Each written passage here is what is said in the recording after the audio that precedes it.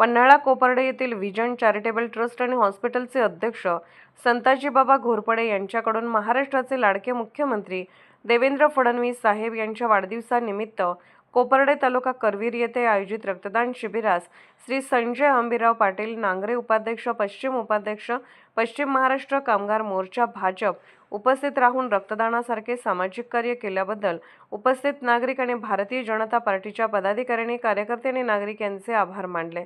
कार्यक्रमास दवाखान्याचे अध्यक्ष श्री संताजीबाबा घोरपडे आणि श्री संजय पाटील नांगरे, महाराष्ट्र उपाध्यक्ष कामगार मोर्चा भाजपचे कार्यकर्ते पदाधिकारी भागातील नागरिक उपस्थित होते। सदर शिबिरात 168 रक्तदात्यांनी रक्तदान केले। सदर रक्तदान शिबिर यशस्वी केल्याबद्दल व्हिजनल चॅरिटेबल ट्रस्ट, हॉस्पिटल आणि महालक्ष्मी ब्लड बँक येथील डॉक्टरांचे आभार संजय पाटील यांनी मानले।